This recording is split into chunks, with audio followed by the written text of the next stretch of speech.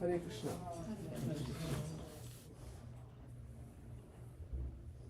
Okay, one more second browser for you.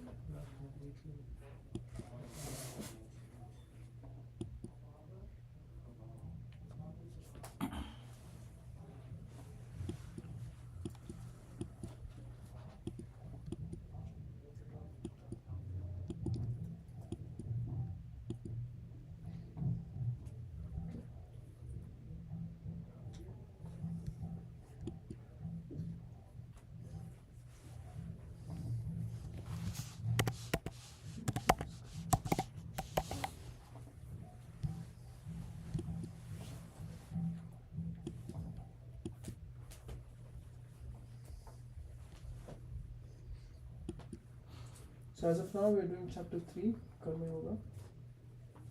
Okay. So we will begin.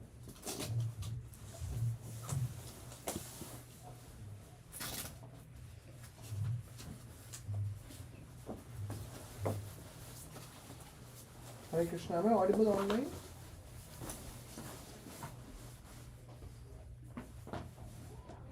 You're not audible. Oh, sorry. I think yeah. Am I audible?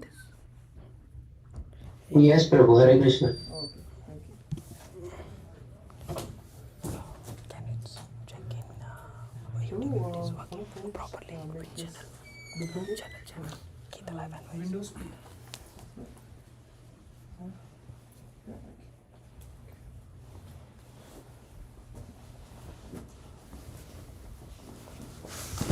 So maybe before we begin, can we just recall some of the points we discussed last time? How many of you were there last class? Yeah, you can raise your hand. Okay. Less than 50%. Karma Yoga. Maybe before we begin, what does Karma Yoga mean to you? Anyone would like to raise your hand and say?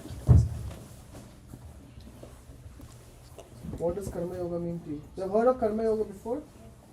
Yeah. So what does it mean to you? Or what do you understand by Karma Yoga? The work we do. Who said? Yeah, okay. The work we do. Any work we do is Karma Yoga.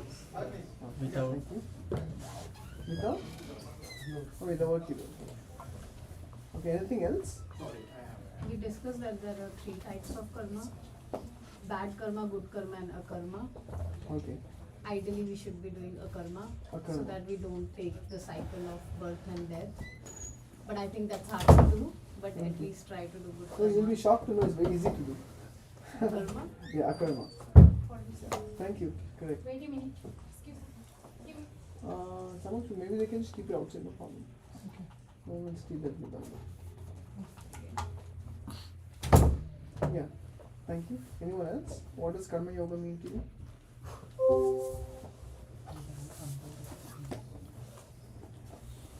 And what does yoga mean to you? Action. Action. Yoga is action. Action or something. How many of you do yoga regularly? Here, anyone? You do yoga? You do yoga? It should mean integration. Integration. Okay. Union. Union. Yoga. Okay. So what is Karma Yoga?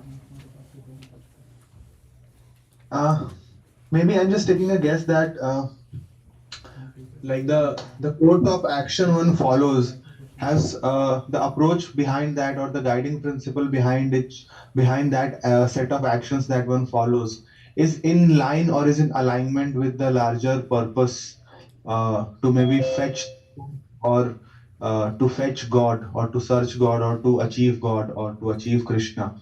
So if all the actions are in line with that higher purpose, then like there is some sort of an union in the action and the purpose.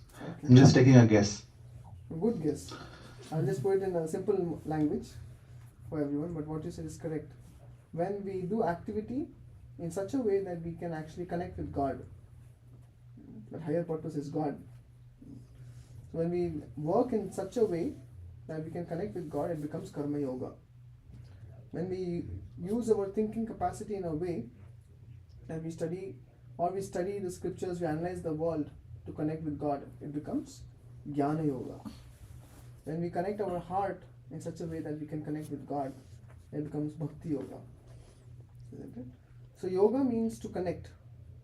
Yoga doesn't necessarily mean exercise. So how many of you are performing yoga daily here? Okay, spiritual yoga, actual yoga. Actually, today's understanding of yoga only comes from the Hatha Yoga, and one aspect of Hatha Yoga, that is only performing asanas. So in Hatha Yoga is a part of Ashtanga Yoga system, where you have Yam, Niyam, Asana and Pranayam. These four constitutes Hatha Yoga. That is to cool down the body and pacify the mind. When Hatha Yoga is practiced, then one actually becomes qualified to do meditation.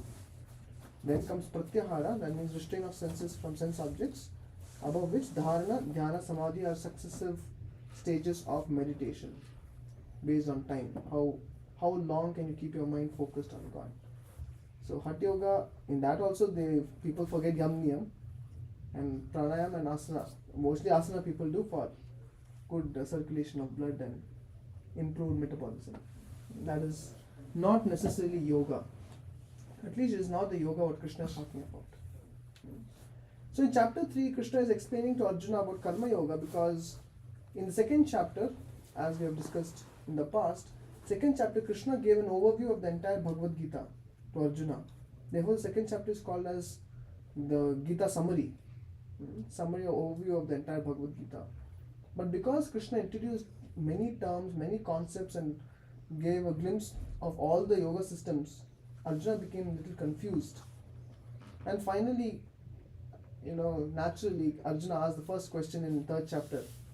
So Krishna, what do you want me to do? Finally, you want me to fight or not? That was a question which he had asked initially. And when Krishna spoke everything in second chapter, Arjuna got a bit confused. Again he's asking, Krishna, what do you want me to do? Should I renounce this world or should I act and fight in this world? How many of you would say Arjuna should renounce the battle and go back? Yeah? All of you will say that he has to fight? He can fight. Krishna also says the same thing. So last time we discussed about, you will find here, Krishna is telling Arjuna that when you perform, you have two options, Arjuna. Either you become a Jnana Yogi or you become a Karma Yogi.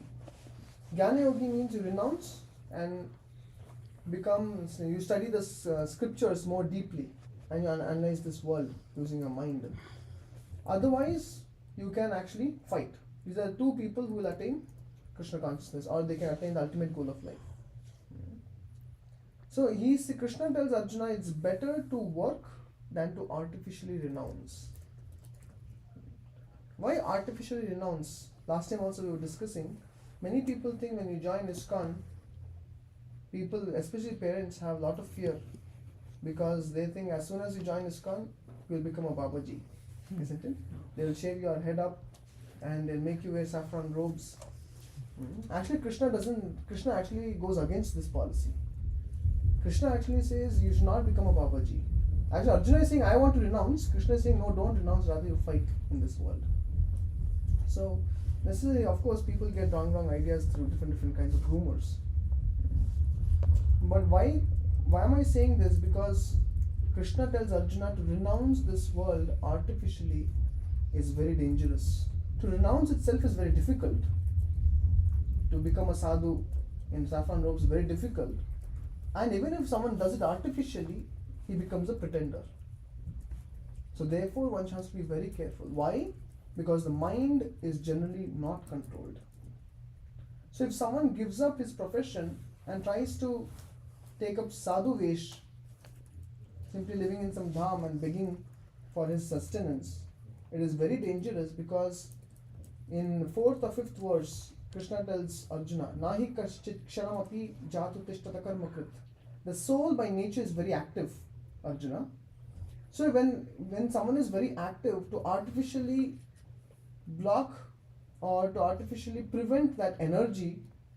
will only lead to danger, because if one doesn't get married and become sadhu, then what will happen? The tendency to get married is there. So then he will actually have illicit affairs. So daytime he's a sadhu, nighttime he's a asadhu. Isn't it? And we know so many cases in India. We don't have to even talk about it. It's so common, everyone knows it. So many dongi sadhus are there who have caught up in so many scandals, money scandal, sex scandal. Rather, in India, sadhus are now more known for scandals than sadhutva, isn't it? And therefore, parents are scared. They feel that sometimes my son will also end up like that. Yeah, it is true. So, therefore, Krishna tells Arjuna, in these verses, we have discussed from text 1 to text 5, we have already discussed. But nonetheless, we'll just go to text 5. Where's Sachin? Yes, sir. Are you able to show it to them? Yes. I'm on text 5. Okay. Can you please repeat? The different controls. Window, how do you increase the zoom, Prabhu? It's just Control. pinch Okay. up. No, but this will not wrap the text. Yeah. Is it legible?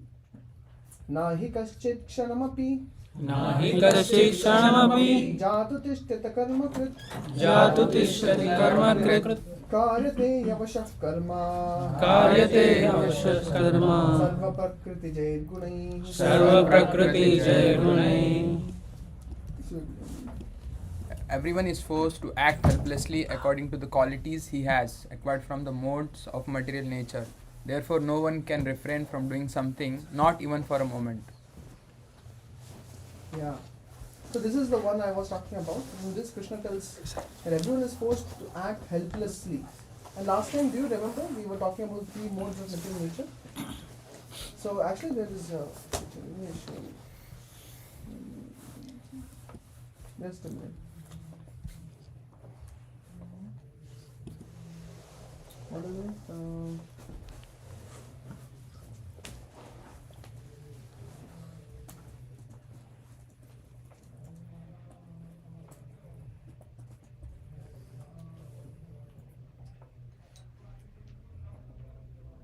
There's a particular photo. Yeah, you can see this. It's not very clear, but you can you make it out? So here you will see there are 2 people, they're fighting with one another. So probably one fellow gave gali, another person is taking it personally and he wants to fight back. But at the same time, actually they are not the doers, they are being played upon by the 3 modes of material nature. You're able to make sense out of it? This is like a puppet. A puppeteer with strings who controls the puppet. Similarly, we are all bound by these ropes called the 3 modes. We just cannot see, it's just invisible. Isn't it? That means, what are the 3 modes? Anyone remembers? Sattvic, Tamasic, Sattvic, Rajasic and Tamasic. Tamasic. Yes.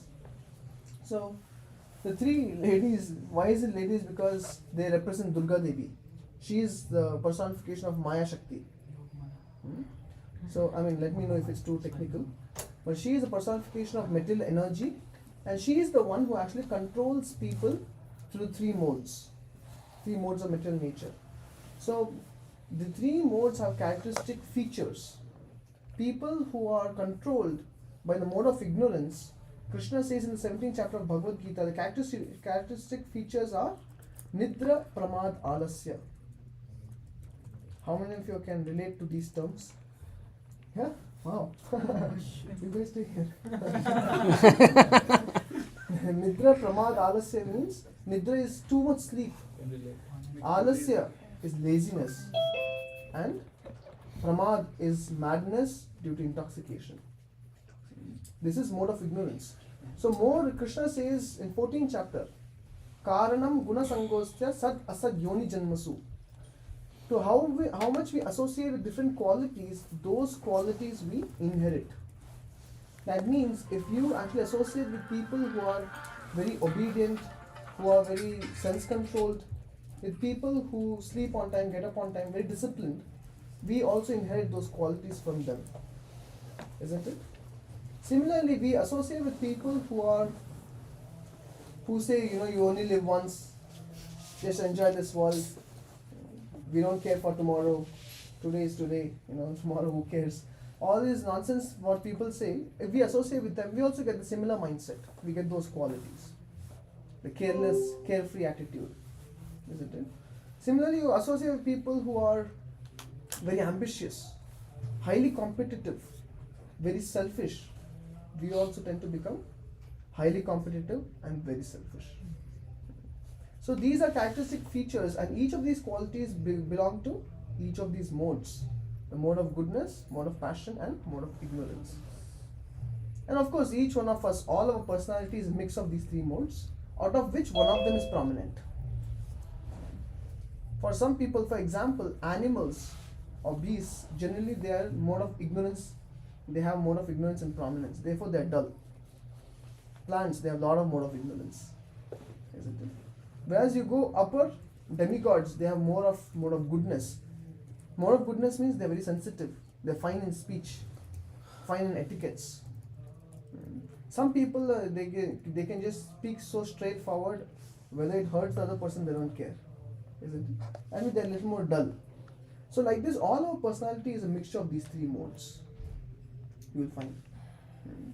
So now these three modes, when you see the three modes being enacted upon on the living entities, you can understand this is us being controlled by the three modes. And how do they, on which part of our body do they have the effect? They control the mind.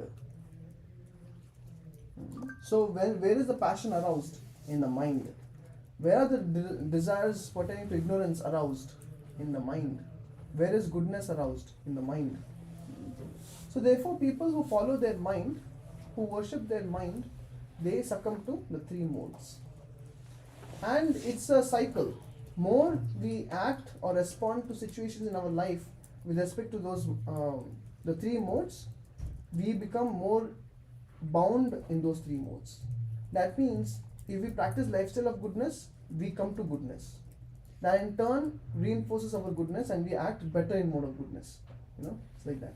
So if we respond to situations in our life with mode of passion, that means anything anyone says to you, you are screaming at them, you are shouting at them, you're very ambitious. So more we are getting bound by mode of passion. That means the rope of passion becomes tighter. And more we act on the platform of ignorance, more we get bound by ignorance. So therefore the problem is, more we get bound, more our choice becomes minimal. So you can come here.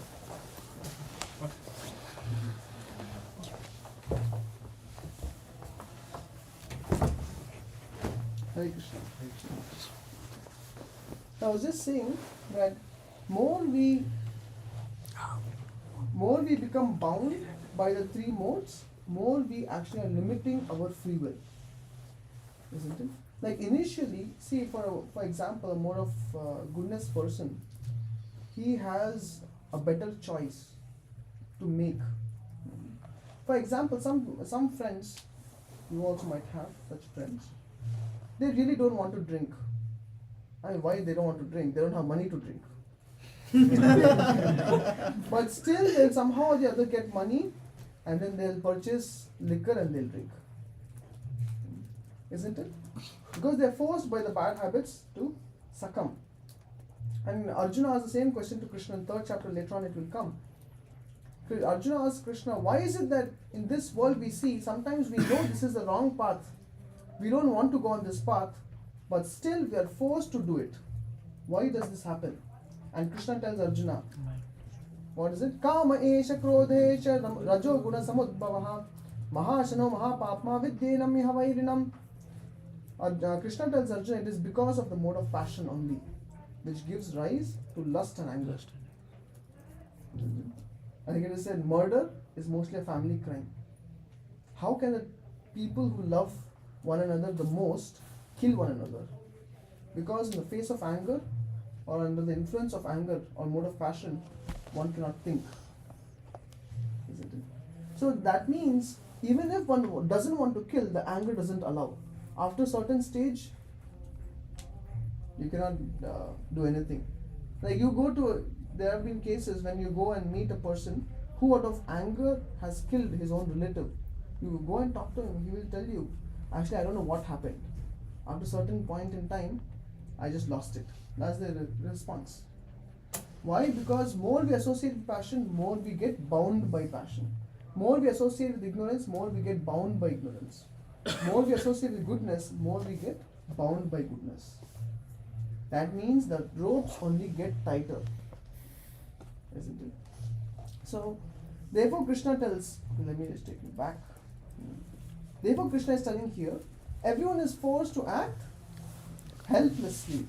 Helplessly according to the qualities he has acquired from the modes of material nature. Is it making some sense, this statement? Yeah. Therefore, no one can refrain from doing something, not even for a moment. That means we are highly active. What do we mean by we? Actually, the mind is highly active. Because the modes, the three modes of material nature are directly influencing the mind.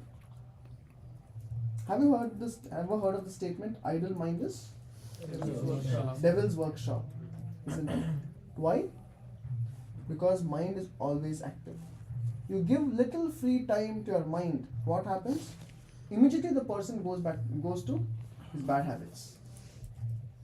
So therefore my spiritual master, His Holiness Radhanath Swami, he says, free time is not opulence. Actually, free time is danger. We should never have free time. We should always make sure the mind is occupied in activities that will uplift the consciousness. Otherwise, our own mind can pull us down in life, in career. So, therefore, idle mind is devil's workshop means the mind is a very powerful entity.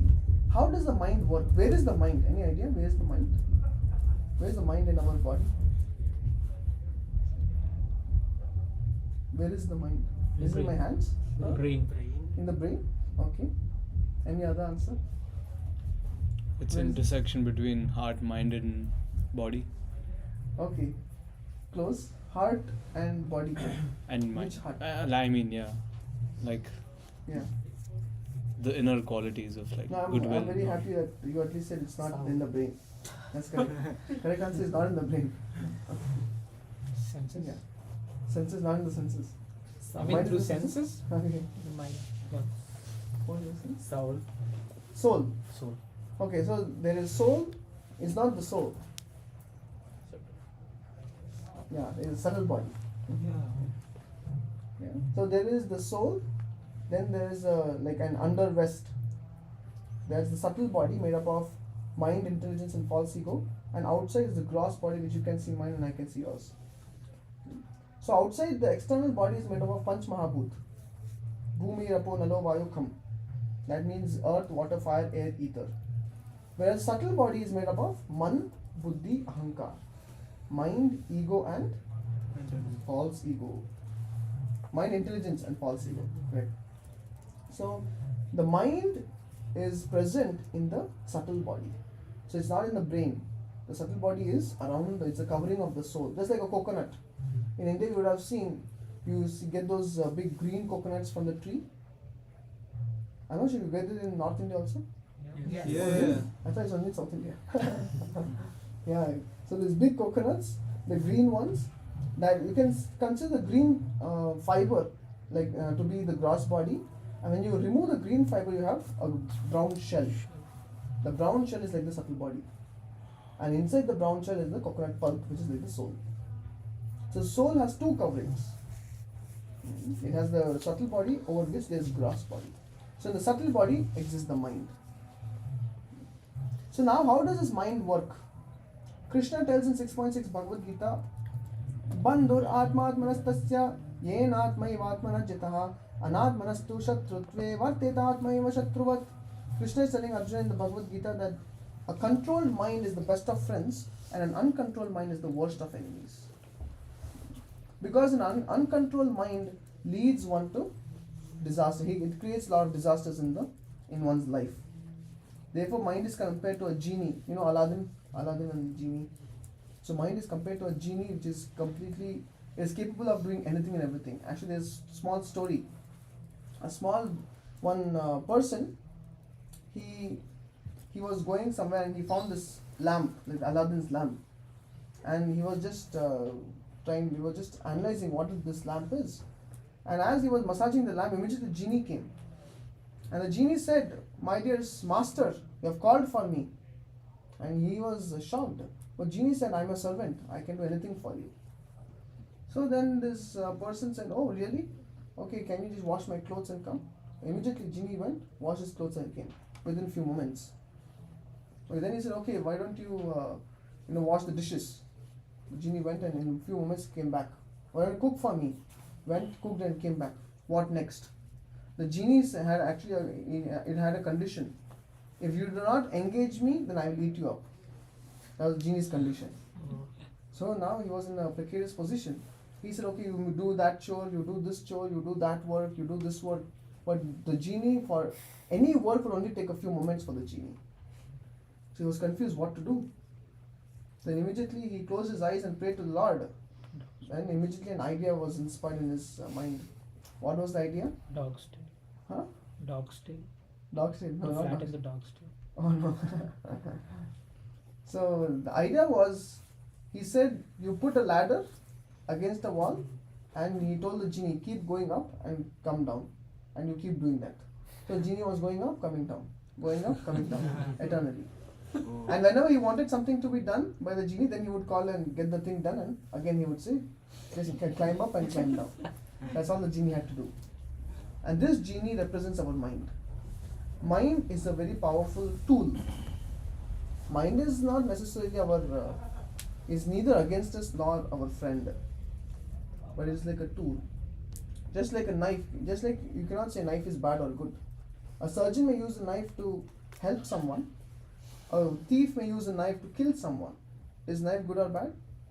Depends on the person using it. Similarly, the mind. So just as this person was intelligent to make sure the genie is always occupied in something, similarly we have to be intelligent enough to make sure mind is occupied in some activity. As soon as the mind is free, even Harvard medical research says, the tendency of the mind is to go and munch on something negative in the past. You find that. You have some free time, usually people don't think, oh, such a nice time it was. People usually think, oh, why was that person looking at me like that? Isn't it? Why did my best friend not smile after looking at me? Small things, but negative things. This is also Harvard research says. Why the mind actually pulls one's consciousness down. This is the nature of the impure mind. So Krishna in the Bhagavad Gita and in the scriptures it is mentioned, we have to therefore control the mind. So what is the mind's ladder? So that the mind can always be occupied. Service. Nam. Okay, service and what? Nam. Norm? Nam. Nam. Harinam. Okay, yes. Yeah, therefore we also have chanting Hare Krishna. Any free time you get, you can chant Hare Krishna. So what we do, we at least chant 10-20 minutes a day. We chant Hare Krishna, Krishna Krishna, Hare Hare. Hare Ram, Ram Ram, Hare Hare. Again you can Hare Krishna, Krishna Krishna, Hare Hare. Hare Ram, Ram Ram, Hare Hare. So this is good for the mind. It's not, climbing up and down the ladder is some little boring, but chanting the spiritual holy name, the spiritual sound vibration actually purifies the mind. What does it purify the mind of? Of bad habits. Purifies the mind of lust, anger and greed.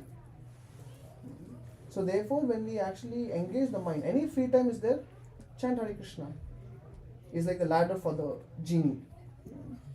So we can always chant Hare Krishna and this will actually purify the mind. And just as a person who is handcuffed, who can free such a person? A person who doesn't have his hands handcuffed, isn't it? Who is free. Similarly, just as we saw, we are all bound by the three modes. So how can we become free? By approaching a person who himself is free.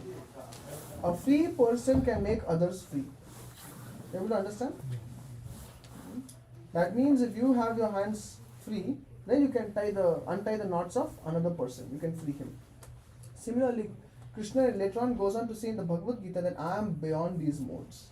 The three modes of material nature don't affect me, as it affects all of you. Krishna says. All of us. So therefore, when we actually follow the Shastric injunctions, immediately what happens is our heart becomes free of all the malice, Hare Krishna, and we become free. So therefore, here you will find Krishna is telling Arjuna, no one can refrain from doing something, not even for a moment.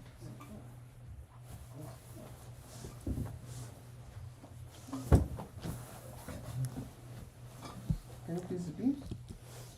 Karmendriyani samyamya कर्मेन्द्रियाणि संयम्य yaste manasa smaran यास्ते मनसा स्मरन् indriyarthan vimudhatma इन्द्रियार्थान् विमूढात्मा Mityacharasa uchyate.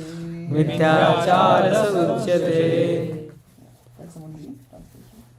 Whatever restrains the senses of action, but whose mind dwells on sense objects, certainly reveals himself and is called a pretender. Yeah, Charger. Okay. Yeah, one who restrains the senses of action but whose mind still dwells in the sense objects deludes himself and is called a pretender. Mityacharasa uchyate. Such a person is called a pretender. Why? Because in outside, externally, he shows that I am very detached. But internally, he is constantly contemplating on sense objects.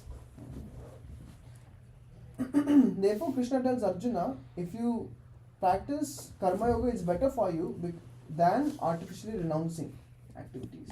Why? Because another reason is because Arjuna is a warrior. So he has Kshatriya tendency.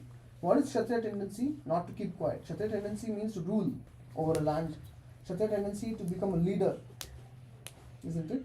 Now you tell such a person, put all your desires away, put all your thoughts and tendencies away and simply keep quiet in one place.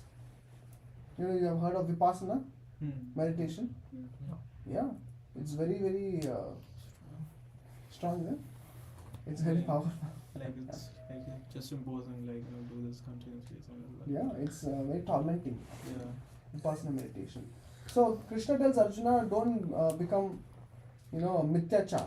Mithyachar means a pretender. That means you become a sadhu in society, but then because you have not overcome, you have not purified the mind, the impure mind will be attracted to impure objects. So even whatever the externals may be, one will simply get into wrong business. So therefore, don't renounce artificially.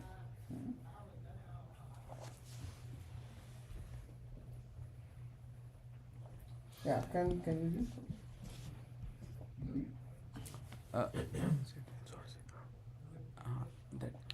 There are many pretenders who refuse to work in Krishna consciousness but make a show of meditation while actually dwelling within the mind upon sense enjoyment. Continue.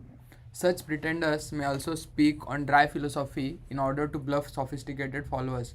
But according to this verse, these are the greatest cheaters. For sense enjoyment, one can act in any capacity of the social order. But if one follows the rules and the regulations of his particular status, he can make gradual progress in purifying his existence. But he who makes a show of being a yogi while actually searching for the objects of sense gratification must be called the greatest cheater, even though he sometimes speaks of philosophy. His knowledge has no value because the effects of such a sinful man's knowledge are taken away by the illusory energy of the Lord. Such a pretender's mind is always impure, and therefore his show of yogic meditation has no value whatsoever. Yeah. So it is best not to simply pretend as a big detached person. It's not useful. Rather, what one should do is follow the injunction of the Vedas and purify one's existence.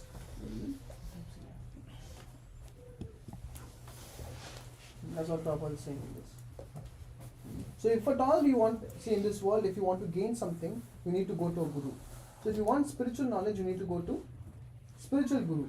But today the spiritual guru market is very big. We have so many people posing as different spiritual masters, but it's up to us. People, the great teachers say, cheaters and the cheated. So if people want to be cheated, then they'll get some people to cheat them. But if one is sincere in their quest for spiritual knowledge, then they get someone who will give them the right path. Isn't it? Like for example, you see, if sometimes we want, in India, as when you're driving, there these hawkers. Hawkers, they will sell you a long pen. It's like extremely long, isn't it? So, and it's very cheap, like 2-3 rupees. So one will think, why should I pay 50 rupees in the shop and purchase a ink pen? Let me just get this long ball pen. So now he's trying to cheat. He thinks I can get a shortcut, isn't it? But actual price in the market is, if you want even a normal size pen, ballpoint pen, you have to pay say 20-30 rupees. So because this fellow wants to get cheated, there's someone available right there. They'll tell, okay, you take this long pen and you get more ink for just 3-4 rupees. And this you can purchase it, but you think it will work? You can sign your name and that's all. After that it stops, isn't it? So therefore you will find people in this world want to be cheated, and therefore there are people who are ready to cheat them. But if someone is looking for actual substance, actual spiritual goal, they will not be cheated, isn't it? So in India especially, every gully you can find one sadhu in India. So therefore we have to be very, very careful not to get cheated. How do you know if they are proper or improper sadhu? You go and see what are his habits. Is he still attracted towards sense gratification, towards sense object? If he is not a sadhu. If one is still attracted to the ways of this material world, he is not a sadhu. So therefore one has to know who is a saint and who is a swindler. Very, very important.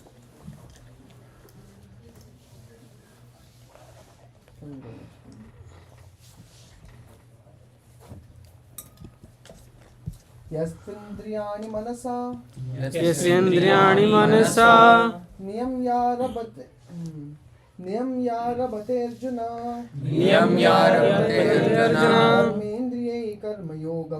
कर्मेन्द्रियै कर्मयोगम् असक्तः विशिष्यते. On the other hand, if a sincere person tries to control the active senses by the mind and begins karma yoga in Krishna consciousness without attachment, he is by far superior. Yeah. So Krishna is telling Arjuna, just like if you want to get to the next floor, if you use a ladder, so the first rung of a ladder or the 99th rung of a ladder, both lead you to the same destination, isn't it? In the same ladder, in the one ladder. So he is saying, yes, sometimes renunciation may be seen as higher than karma yoga, or engaging in this world, but it is safer to practice karma yoga, like that he's telling Arjuna. Don't artificially renounce, start where you are. As they say, think big, start small. Yes, the ultimate goal is to develop love of God. This is the goal mentioned in every religion. One same goal, development of love of God. This is the goal of life. But at the same time, in the haste, we should not try to jump up to the 99th rung, because if you want to directly jump there, there is a big risk of falling down. Rather, if we climb the first rung, then go from first to second rung, then second to third, and gradually come to 99th, and then you are on the floor where you want to be, isn't it? So Krishna is telling Arjuna, start where you are. Don't artificially jump high beyond your level. It's very risky. And Krishna gives a very easy solution in the next verse. Niyatam kuru karmatvam karmajyayo yakarmanah sharirayatrapi chete na prasidhyeda karmanah. Perform your prescribed duties, for doing is so better than not working. One cannot even maintain one's physical body without work. Yeah. So what does prescribed duty mean? See, karma yoga means performing action based on the scriptures to please Krishna. Only then it becomes karma yoga. Can a butcher who slits the throat of cow come and say that I am doing my karma and this is karma yoga? But I am doing daily, I go and daily I cut one cow. Is it karma yoga? So not every work is worshipable. Work that is sanctioned by the scriptures is worshipable. So therefore we have to be very careful. Where do we work? If we are working for places where which is actually helping people become bigger meat eaters and or people become more alcoholic, or people destroy themselves is useless. Such work is destructive work, so one should be very, very careful. Whereas if we actually act according to scriptures means Krishna says, any work that is pleasing to Krishna, any work that is done in a selfless manner, but the ultimate goal is to please Krishna, that is fine.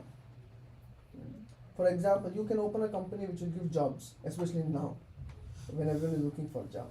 Very good work. And that, whatever some donation out of the revenue, give it for prachar, preaching activities, so that the Bhagavad Gita knowledge can be spread. That is very good work, Krishna says. But that work which is actually helping, which is actually pulling down people, which is destroying their lives, which is harming the poor innocent creatures, this work should be avoided. It's not sanctioned by the scriptures. So therefore, perform your prescribed duty means this prescribed duty according to what is mentioned in the Vedas. Veda pranahito dharmaha, as it is mentioned in Bhagavatam. That means what the Vedas say is actually dharma. We don't have to cook up any dharma. And of course, the Vedas talk about different levels of dharma. There is lower dharma and there is higher dharma also. But the ultimate dharma is sarva dharman paritijya, mam ekam sharanam praja. Krishna says, for example, to speak truth, is it dharma? How many of you say yes? Really? How many of you say no? Depends upon the situation you are in. Okay, it becomes adharma. It's not a dharma, it's like you have to be manipulative sometimes. Right. Oh, for self.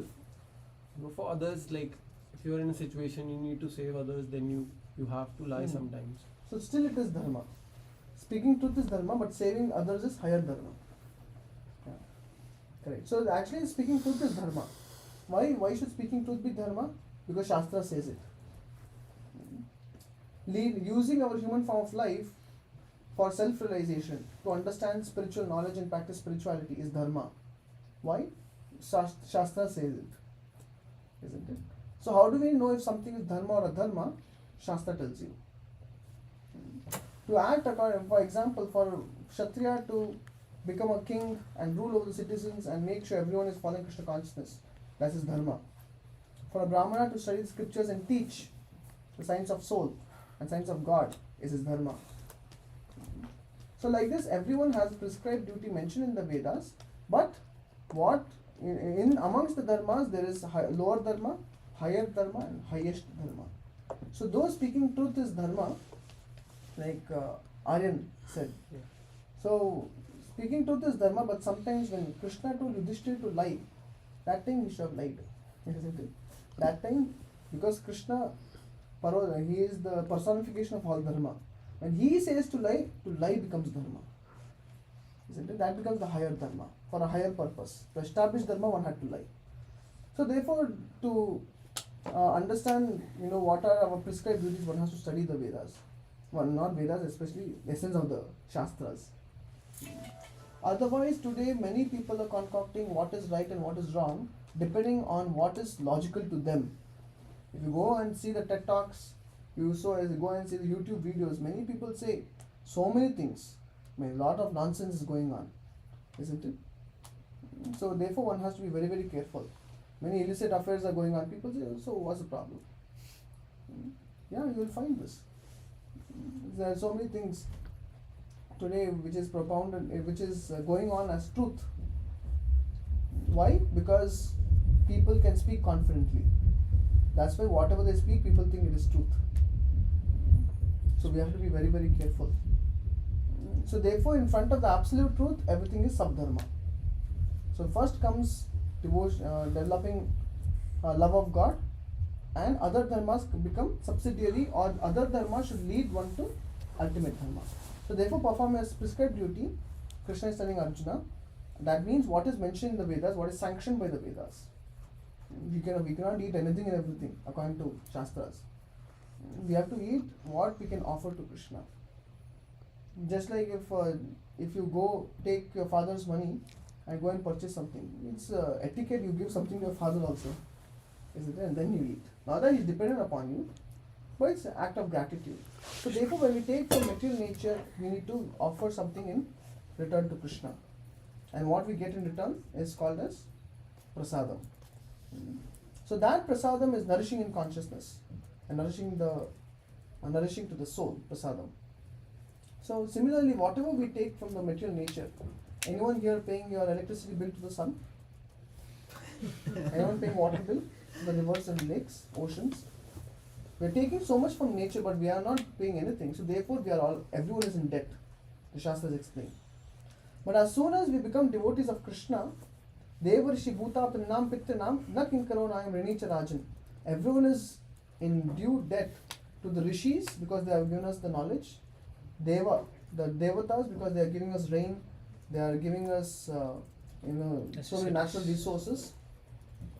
And Deva Rishi Bhuta, we are indebted to the living entities. Bhuta Apta, to the friends and relatives. Nrinam Pitrinam, to the forefathers for giving us tradition, culture. So many like that. This is just few of them named. But we are in debt to so many people throughout our lives. But as soon as one becomes devotee of Krishna, all the rin is fulfilled. Why? Because this is the purpose of life. Isn't it? This is what Vishwamad Bhagavatam says. So, therefore, we have to, when we act in this world, we have to make our choices and act based on what the scriptures are saying.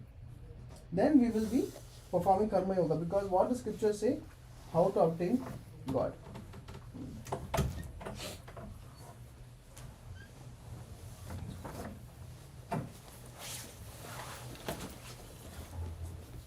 It is one of the most important verses in the Bhagavad Gita. Please repeat. यज्ञार्थात् कर्मणोऽन्यत्र लोकोऽयं कर्मबन्धनः तदर्थं कर्म कौन्तेय मुक्तसंगः समाचर once more यज्ञार्थात् कर्मणोऽन्यत्र लोकोऽयं कर्मबन्धनः तदर्थं कर्म कौन्तेय मुक्तसंगः समाचर. Can someone read the translation? Work done as a sacrifice for Vishnu has to be performed. Otherwise, work causes bondage in this material world. Therefore, O son of Kunti, perform your prescribed duties for his satisfaction, and in that way you'll always remain free from bondage. Yes. Everyone in this world wants freedom. Therefore, every country celebrates Independence Day. But though they're celebrating Independence Day, are they really free? No, they're not free, because everyone is under the clutches of the three modes of material nature. So if you really want to be free, we have to do work for the Supreme Lord, to satisfy Him. That's what the verse is saying. So you have two options. Either you work for Krishna or you work for Maya. So you will find in the Mahabharata war, you will find Arjuna is on one side with Krishna fighting. Duryodhana is also fighting. But Arjuna, the old cassette tapes where you have that thin film inside. So as you play the cassette, one side gets unwound, other side gets more and more wound. So as Arjuna was fighting, he was becoming more and more unentangled from this material world. He was becoming free. Whereas as Duryodhana was performing the same activity but against Krishna. So what was happening? He was getting more and more entangled in this world. So what do you mean being bound in this world? Does it make any sense?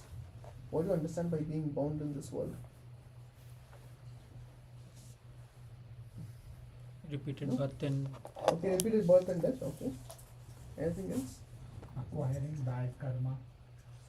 Acquiring bad karma only? And good karma. Okay, bad karma and good karma. Okay. Anything else? I Yeah? think Yes. the constant need for materialistic things also is being bound in this world.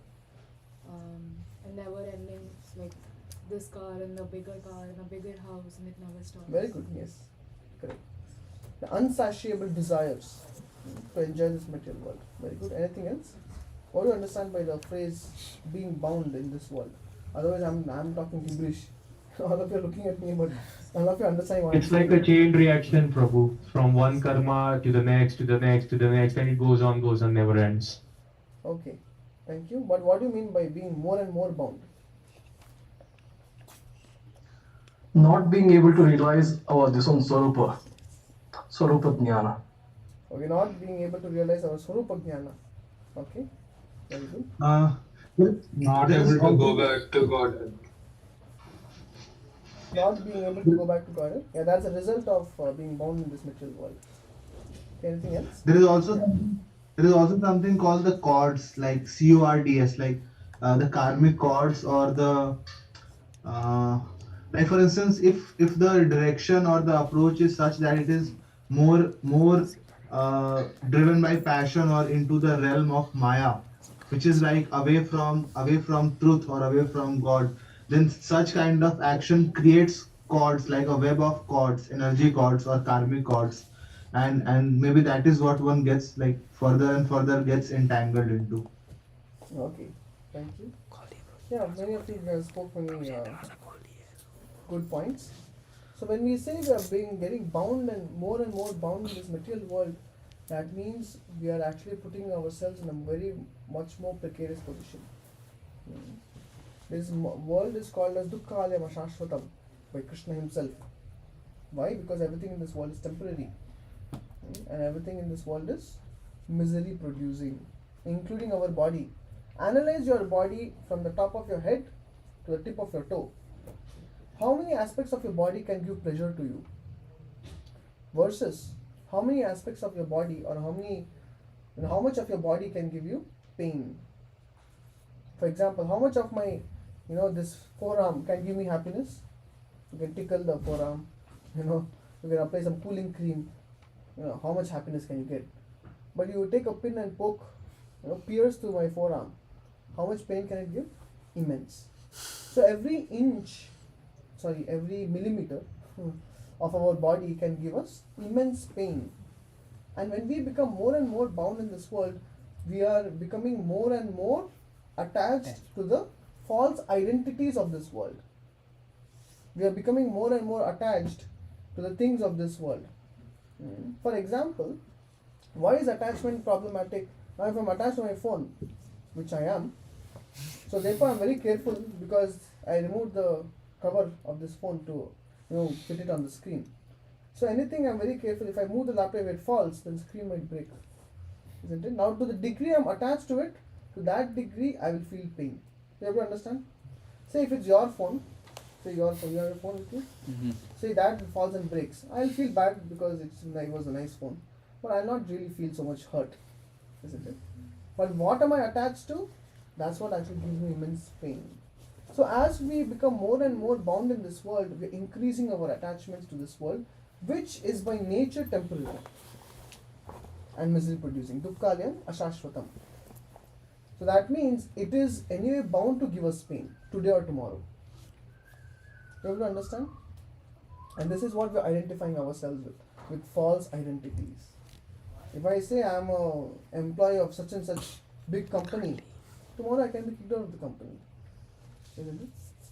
So a person can take pride and say that I'm an employee for such a company, but tomorrow if he is laid off, he'll feel how much ever he was attached to his position, to that degree he'll be in pain.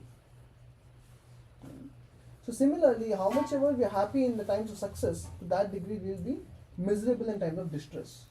And in this way, the living entities in this world constantly are being battered by waves of happiness and distress. Is it making sense? Yeah. So we should not go for attachments in life. We cannot kill attachment. Okay. We should attach ourselves to something that is eternal, something that is spiritual. For example, if one develops relationship with Krishna, it's never broken. Okay, yes. Isn't it? Because Krishna is eternal, you are eternal as a soul. And therefore your relationship is eternal. But you connect with anyone in this world. I'm not saying don't connect with anyone. We have to. We are social animals, as the modern researchers say. We are social by nature. We have to connect. But we have to know what is the threshold. We should understand we are all spiritual beings. Isn't it? But we connect on material platform, then we are bound to suffer. Because either the other partner will go away, or we will go away, or death will kill us both. So the relationship is bound to break. Why to get so attached to someone when the relationship is bound to break anyways? So when we get bound to this world more and more, we forget the spiritual reality and fully absorb ourselves in material living. So more we act in this material world, more we get ourselves bound. But more we act in this world for Krishna, more we are getting unbound. We are becoming detached or unentangled. That means we will be in this world but not of this world. We will continue doing our work, our studies, but we will not suffer the miseries in this world. Isn't it? Like one person said, pain is inevitable, but suffering is optional. Isn't it? That means there will be misery, there will be ups and downs, but you don't have to necessarily suffer for it. That's in your hands. How much you get attached, to that degree one suffers. So therefore, in this verse, very important is being mentioned, work done as a sacrifice for Vishnu. That means whether you're a student, whether you're working professional, whatever we are doing, as in our material duties, we have to connect it to Krishna consciousness. If we don't, it's not that Krishna wants something from us. Why? But if we don't connect to Krishna, then we will be suffering in this material world. How many of you like suffering? Huh? No one likes suffering. Isn't it? We want happiness. The only problem, we don't know how to be happy. And therefore Krishna is telling to Arjuna, how to be happy?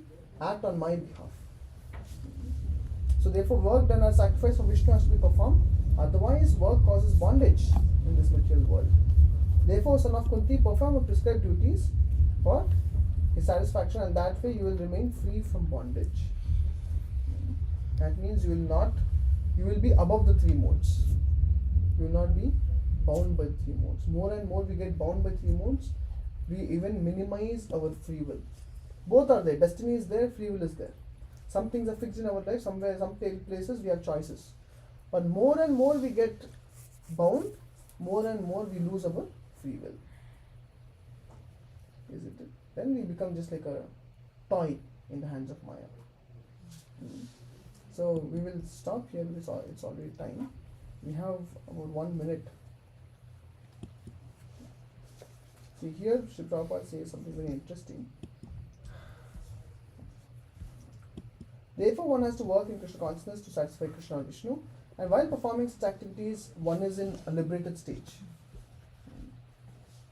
This is the great art of doing work, and in the beginning, this process requires very expert guidance, because we necessarily don't know how to please Krishna. But a pure devotee knows how to please Krishna. One should therefore act very diligently under the expert guidance of a devotee of Lord Krishna, or under the direct instruction of Lord Krishna himself, under whom Arjuna had the opportunity to work. Nothing should be performed for sense gratification, but everything should be done for the satisfaction of Krishna. This practice will not only save one from the reaction of work, but also gradually elevate one to transcendental loving service of the Lord, which alone can raise one to the kingdom of God. That means we all should perform not karma or vikarma, we should all perform akarma. Akarma will not bind us to this world. And what is that akarma? If the goal of your work or study is Krishna, then it is akarma. Similarly, when you come to the temple, you can purchase some flowers and offer to the Lord. It is akarma. When you chant the holy name of the Lord, when you chant Hare Krishna Mahamantra, it is akarma. When you cook something and offer to the Supreme Lord, it is akarma. Basically, the goal of any activity, if it is Krishna, is akarma. So therefore, it becomes very easy. But this is the art of smart work. What is the art of smart work? You do the work also and not get bound. If you're doing the work and getting bound, that's not very smart. Why? Because as we end this life, from next life, again you will come back to square one. Isn't it? Jack and Jill went up the hill, fetch up all this you have to learn it again. But we do this, we study, we do our studies, we do our work and make Krishna the goal of life, and then we can go back to spiritual world. No exam tension, no job interview, no consultancy tension, and all these things. Isn't it? Freedom, the actual freedom in spiritual world. So we'll stop here 3.9. So till here Krishna was explaining about Nishkama Karma Yoga. That means we do Karma Yoga, we act but not with the desire to enjoy the fruits, but we want to give the fruits to Krishna. The goal of our work is Krishna. That becomes akarma. The fruit of, when we do akarma, we liberate ourselves. Or we can say we go back to spiritual world where we eternally enjoy fasting with the Supreme Lord. That's till this verse he explains that. And then we also discuss that we don't have to artificially renounce anything. One can get married, one can work in this world, one can lead good, have place to live, one can have a car, but make Krishna the center of your life, because Krishna is all purifying. Wherever you put Krishna, he purifies it. So let Krishna be the center of your life, then you can be in this world, but you will not be of this world. Then we also discuss how mind should not be given any free time, because as soon as mind is given free time, mind will pull us down into bad habits. So next time what we will discuss is from verse 10, and that is from how to come to the platform of Karma Yoga. And maybe next time it will be simpler to understand. And then Karma Yogi. Yeah. So we will cover much more in the next one. So are there any questions or any reflection? Wonderful. Yes. So we can be more materialistic if we have a goal that we can make more money, but it will help. We can donate more. Yeah. So then it's not really materialistic. Then you are spiritual. Okay. If you are earning to donate and increase or spread the message of the Bhagavad Gita, then it becomes spiritual. So therefore, the work in itself is not wrong, but with what intention one works. Yeah, that is most important. With what consciousness you work. Thank you. Anything else? And we sometimes tend to think negative in our free time for ourselves. How can we not just keep thinking about the stuff that happened in the past, or thinking negative for the future for ourselves? Sometimes it happens. It's true. Actually, who thinks negatively is the impure mind. Yeah. The impure mind thinks negatively. Therefore, what we have to do is we need to give a positive substitute for the impure mind. And what if that positive substitute purifies the mind? So therefore I talked about chanting the Hare Krishna mantra. Even if you start with 10 minutes, the spiritual sound vibration is so effective that gradually the mind will stop thinking negative. Or it will not think that negative, to the degree of what it's thinking right now. And try not to give any free this thing. If you have some free time, we have so many volunteering opportunities. Contact Samak Store, Sachin Poo. They teach you cooking, not cleaning, cooking, music instruments and everything. You can actually we teach all that. And you go out. When I go to Jersey and many places, I ask the students, does anyone know mridanga, any kartal or piano, anything? People say nothing. Only they know how to code. Isn't it? How unfortunate. In the Vedic time, this was not the case. People knew everything. They were all rounders. Now people are becoming very stuck to their own field, and even as you do higher, doctorates and everything, you go even narrow down into your field. So basically, with the advancement in material knowledge, one actually knows lesser and lesser. Isn't it? That's the nature of material knowledge. So therefore, you come and associate with devotees here. We teach cooking, we teach instruments, we teach singing. So many things are there. Use your time like that to develop some skills. Thank you. So we will stop here. Thank you everyone for your kind patience. I hope it was relevant. So Prabhuji, yeah. Do you think we'll have a few more minutes? Yeah, maybe. So you can be online, and maybe they can go for prasadam. So, if possible, you can take a prasadam plate and come in the restaurant. Govindas. Yeah, so everybody can get their prasadam from the prasadam hall. Everybody knows where prasadam hall is? Yeah. If not, you can follow the crowd. Everybody will go to the and you can take prasadam and come back to the restaurant. Take the prasadam and come to the Govindas. We'll have a round table, we'll just discuss what we heard, and we'll give you some announcements also for the upcoming programs. And he's also working, so